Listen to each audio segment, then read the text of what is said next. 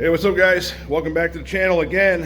I know it's been a few weeks from probably any actual update videos on Bronco II stuff, but I'm back in the shop here after an awesome time up north at our Snowway event and some overdue needed daily driver maintenance and part replacement. Anyway, all right, we're back in the shop. So what is going on next?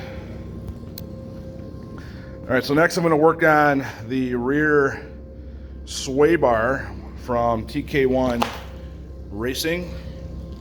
Same setup I'm using on my Explorer, and I absolutely love it. Brad with Riding Shotgun Adventures is also running a rear TK1 Racing sway bar. So it's a 16-inch arm. Everything is double shear on the arm itself, and then it's going to have double shear tabs on the axle side. You have your main 1 3/4 tube that will go, I'm going to drill an 1 3/4 hole through the frame side, both sides, which I'm going to locate here in a little bit. This will sit through the frame rails, be welded in, and then there is bushings that slip on either end, some washers, and then the actual spline sway bar itself slips through and rides inside of that, and that's what gives you your locating point of where the arms will swing. I didn't bolt these together yet. So tube will come through the frame like so, and then the sway bar will line up basically in line with the front edge of the axle tube, and this will be its pivoting point on both sides. So like I said, it comes with all the hardware. It's got some nice heim joints. It's got all the spacers and washers, everything that you need. Nice hex head, round-headed bolts. So it's a nice, super nice kit. And then they got these little end caps here. You can get these in multiple colors. I think mine are red just to kind of stand out. Jeff went with yellow, and it's almost an exact match to his yellow paint. So I think that's kind of slick. I mean, you really won't see them. I mean, they'll be on the edge of the tube, inside the wheel well with the body on, but just that little stuff looks cool. Let's see here. So bolt these together. The cool thing is that these come in basically it's a two-piece design. So you can, for whatever reason, if you wanted to run a longer or shorter arm, you can not have to change any of your sway bar mounting system that you installed on the frame. Put a shorter or longer arm on. If for some reason your axle location moves or whatever, you can. It's got some room for future change if you need to. So it slips on. You got your clamping bolts, and then these end caps double as a safety cap. So let me get some measurements going here. Get stuff measured, and basically I'm going to locate a hole on both sides of the frame. Now I got lucky on my Explorer. I had added my sway bar actually after the truck was up and running, built, the exhaust was done. It was not an afterthought. I knew I was going to add one, but anyway, I got lucky because the exhaust guy, for whatever reason, right where the tube ended up going, the exhaust went, he already had a loop in it, and it was perfect. So this is, again, simulated at full bump. I will know that this tube will be located above, so it does not interfere with the upper links. It's all part of my measurement here. I had a piece of PVC pipe, actually, that I've cut and inserted into the frame rail. Let me see if I can find that. and show you what I'm talking about. Here's a little bit of explanation here. I found a 1 3/4 piece of tube here. So see how I'm rolling on top of the upper links? I have all of this room to mount the sway bar. So I will not have any clearance issues with this tube. So I'm gonna get some stuff marked here on the frame as far as 16 inches over, and we'll kind of see where the frame or where the crossbar ends up being location wise, and then we'll space it down from the top of the C of the frame and mark it on both sides and drill it out. All right, got blue Loctite on, got these bolts tightened down. They are not at one piece. Like I said before, they are 16-inch from center to center of the holes. So I took, just to verify, I mean, I know there were 16, but I just want to make sure I knew where they measured from. Put the tape measure out, resting it on the lower link, going from in front of the axle tube here, 16 inches. Put some tape up on the frame. And then I took a level here and transferred basically a 16-inch mark on the frame. Now basically I'm going to put tape on the other side, measure the same line, and then kind of come down X amount, you know, so there's plenty of room to go into the frame there and get the holes drilled. All right, got my position marked. So like I said, I found my vertical line of basically 16 inches from here to the beginning of the axle tube. So I always like to, whenever I have to match something on another side, I always try to find a common point. So it ends up being 17 1/8 inches from the front side of this bracket for the body mount. So same thing on this side, 17 1/8. And then, now I've messed up in the past doing this stuff, so when you're measuring a line with an uneven surface, so if I measure from this side down, I'll get like 1 3/4 inches. But if I measure on this side down, it's like 2 1/8. So I had to make sure that I remembered on my vertical line, I'm letting the tape measure rest straight down that line. It's 2 1/8 down. So then I remember I'm on the rear side of the line. So I'll place the tape measure again and 2 1/8. So that's how I'm getting my cross marks equal on both sides of the frame. And where's that little tube at? High and tight, out of the way. Plenty of room around the top of the seat channel. And if you were to hold up this bar on the inside, plenty of gap all the way across. So I'm going to double check everything one more time. Drill a pilot hole, do a little punch pilot hole, and then I will have my cross tube. And just like that, tube is in. Not in, but it's just for demonstrational purposes. So the truck again is at full bump. There is plenty of room. There's probably, I don't know, 3 inches of room. So no issues there. And I really prefer to use this, what is it? Ingersoll, whatever it is, doesn't matter what the brand is, but I like this because it's an air drill, obviously. It's like low speed, and if it does bind, it just stops. So there's no chance of wrist breaking yourself. And then the Lennox, and I think I have a couple Milwaukee hole saws, cut metal amazing. And I always use this tap magic. Every time I drill anything, I always lubricate as much as I can. I probably started and stopped maybe 5-6 times per side just to make sure everything's lubricated, and I don't ever force nothing to go through.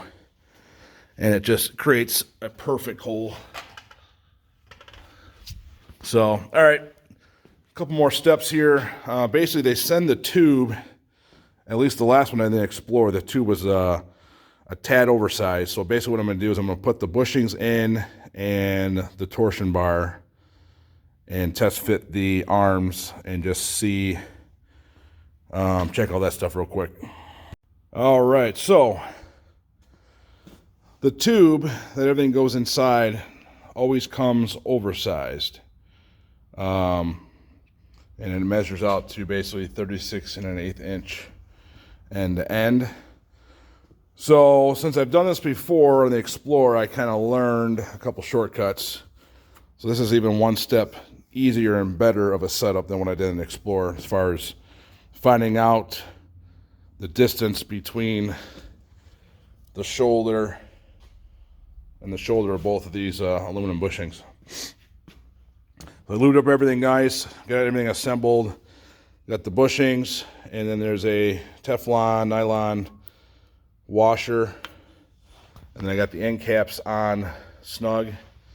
So this way it's basically in assembled fashion.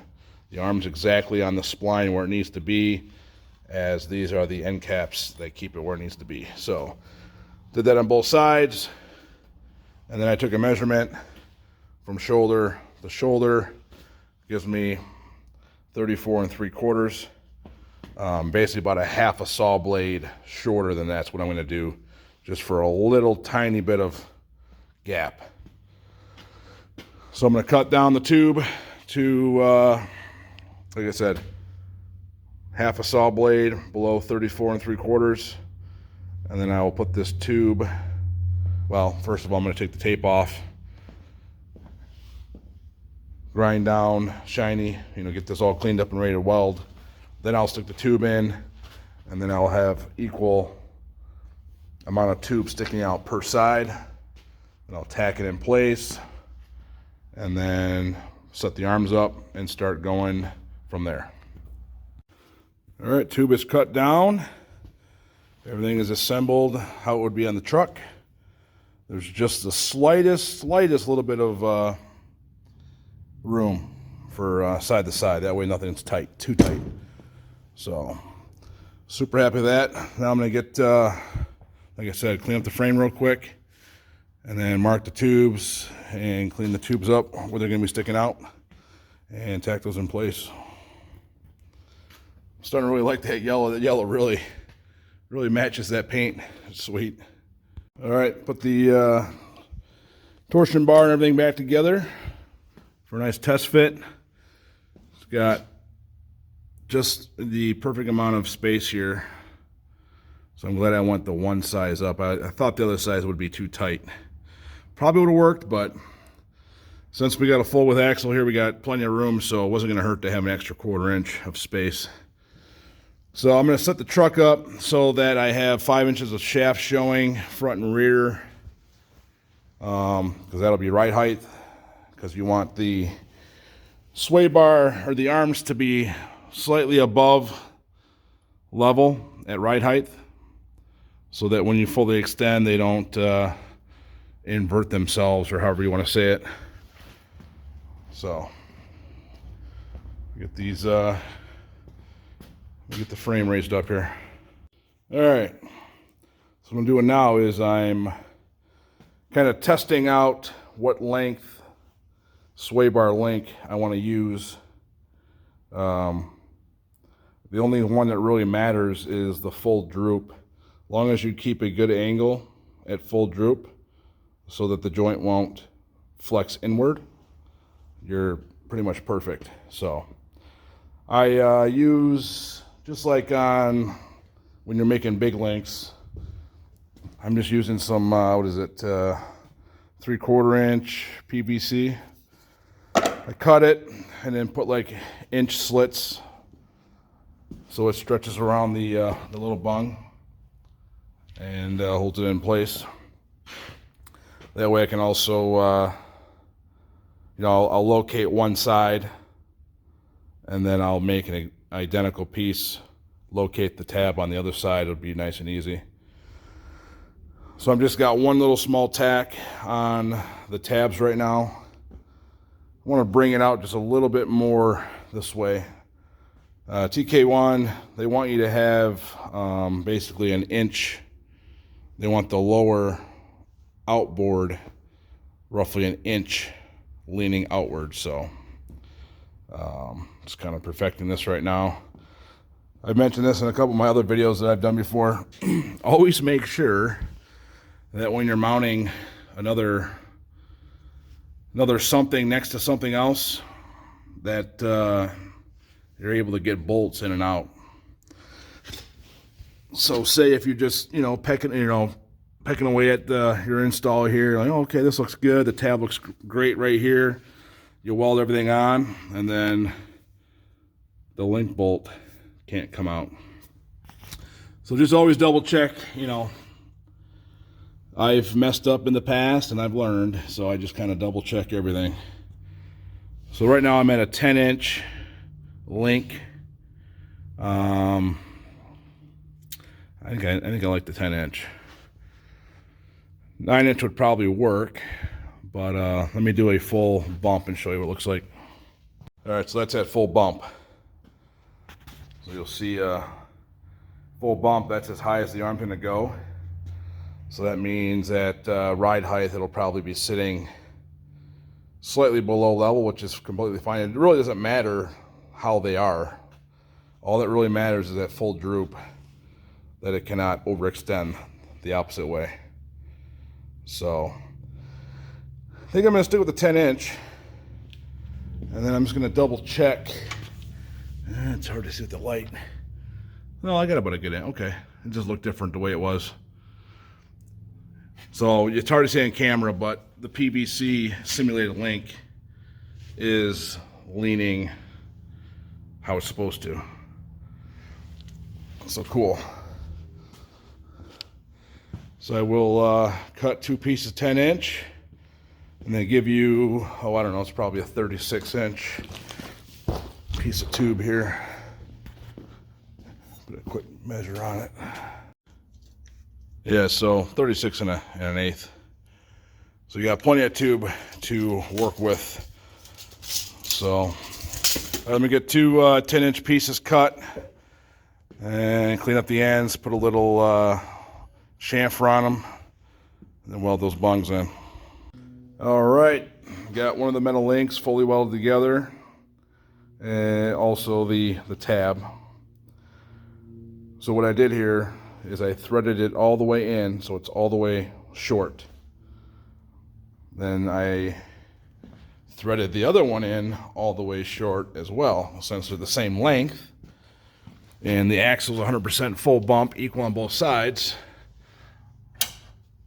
It's gonna locate it right here for me. So all I have to do is just measure how far out this is from the backing plate, tack it, weld it, and it'll be 100% matched to the other side. All right, this tab is now matched and fully welded in. So I'm gonna go ahead and disassemble everything, paint the 2 links, paint the axle and bracket part, pull the arms off, finish welding the tube to the axle, paint that, let everything dry, reassemble it, and that part is done. Super happy with this. Super happy. All right, this wraps up the video for the TK1 Racing sway bar install. Everything's been painted, tightened down, Loctite. Everything's 100% good to go. Looks really good. So if anyone out there considers doing a sway bar, definitely give Tony a call at TK1. I've also seen a couple recent posts. He has offset arms now too available. So just give him a call, tell him Tell them about your rig, how much it weighs, wheelbase, suspension. I mean, you just tell them everything that you have going on, and you'll find something to match it. So,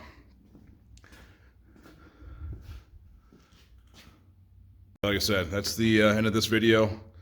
Another thing done off the list here. So, I'm gonna start wrapping up some of the odds and ends. Get this stuff rolling. So, like, subscribe, comment. And like always, we'll see you in the next one. And every step, every video's that much closer. All right, see you guys.